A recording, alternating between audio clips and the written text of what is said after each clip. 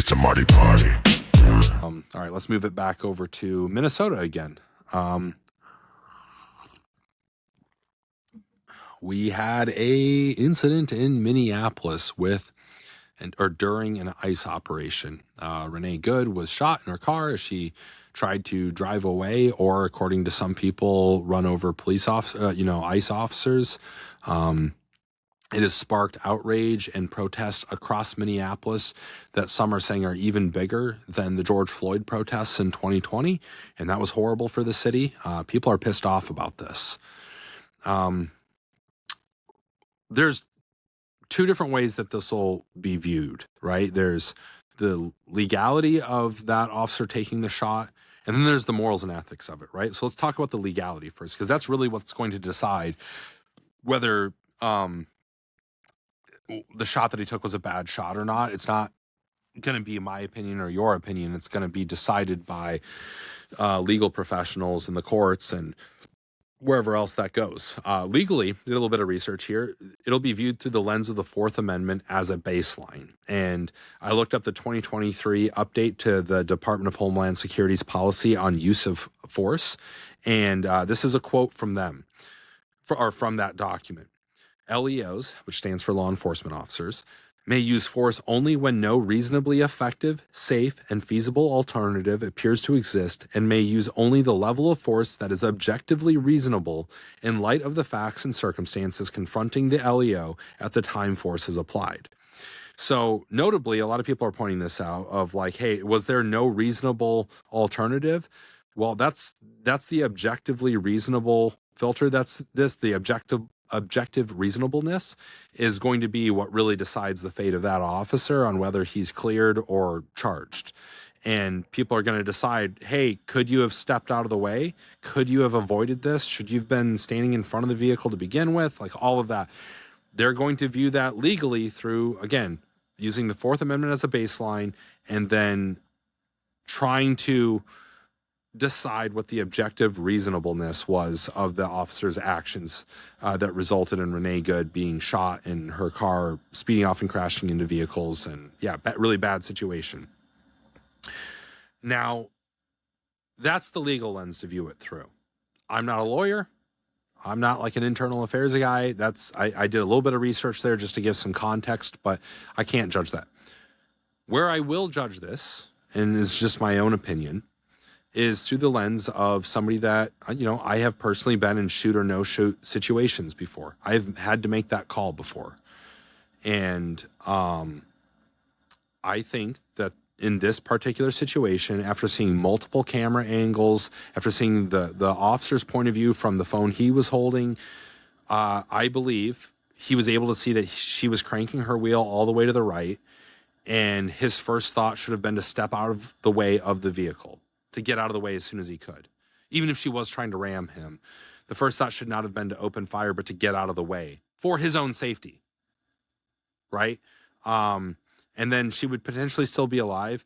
Now, Renee Good, and her wife that was out there, were they antagonizing these federal law enforcement? Absolutely. Were they causing trouble? Yes. Were they blocking the road? Yes. Like, I'm not trying to say that there's some, they probably would have and probably should have been arrested if she were still alive, for the way that they were acting out there. But I don't think she should have been killed. I don't think it was safe to kill her while she was behind the wheel of a moving vehicle because it could have hurt other people. There's multiple reasons why most law enforcement officers don't open fire on moving vehicles. So I don't think it was a good choice. I do think he had other options. I think he should have prioritized his own safety first and just got out of the way instead of worrying about drawing his sidearm.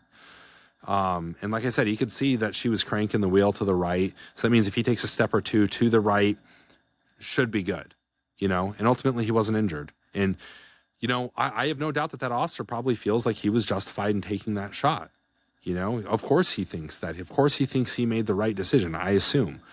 But I think just with what I know and what I've seen about it, I think that there was no need to take those shots, and he should have just got out of the way, and they should have pursued and arrested after they were clear of the vehicle. I know a lot of people may not agree with that. Some people may agree with that. I don't know. But I think morally, just because you legally can take a shot doesn't mean you should take a shot. And that's what I talk about when it comes to these shoot, no shoot morals. Just because you can does not mean you should. And if it's decided that he legally could do this, take this shot, and that it was within his the policies that he's governed under and the laws and all that sort of stuff, and it was a legal shot and he's cleared, I will still stand by morally. I think he had an option. I think that American should still be alive today.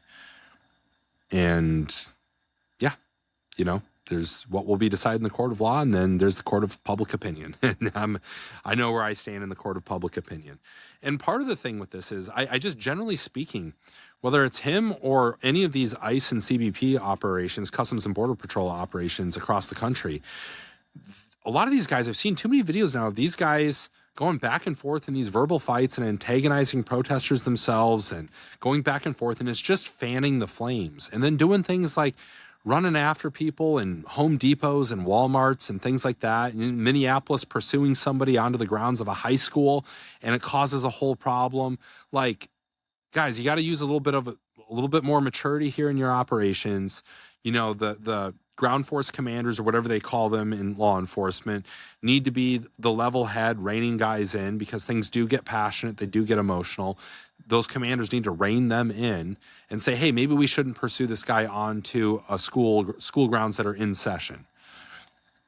Maybe we can find a different place to go pick somebody out besides Walmart in the middle of broad daylight, because all it's doing is making people against you. It's going to make life harder for you and all the people that are trying to do good work in all of this. And right now, it's even causing problems for people that have nothing to do with ICE or CBP, like the ICAC officers that were harassed the other day because people thought that they were ICE and CBP. ICAC, if you're not familiar, stands for Internet Crimes Against Children. These guys have nothing to do with customs or immigration enforcement.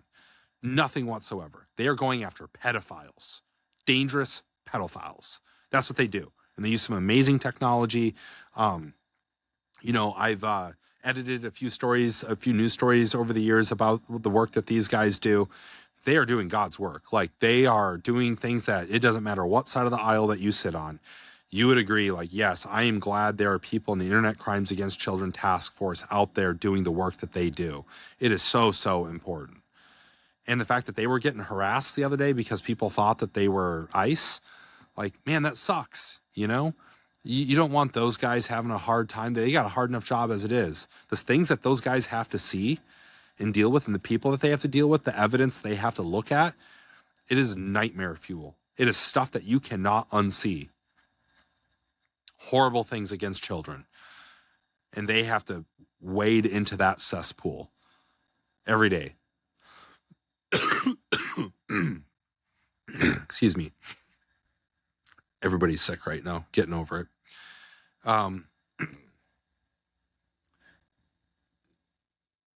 So I just, overall, these federal law enforcement agencies, use a little bit more common sense, maybe a lighter touch, be a little bit more strategic with how you're doing things. Turning the entire country against you is not going to make your life easier. And it potentially is going to impact midterm elections in a big way, in a way that this administration might not be super happy about. So that's what I'll say on that. It's tough right now in Minneapolis. My heart goes out to them. And, like I said in the last episode, I'm very familiar with that city, the state of Minnesota. I grew up next door in South Dakota.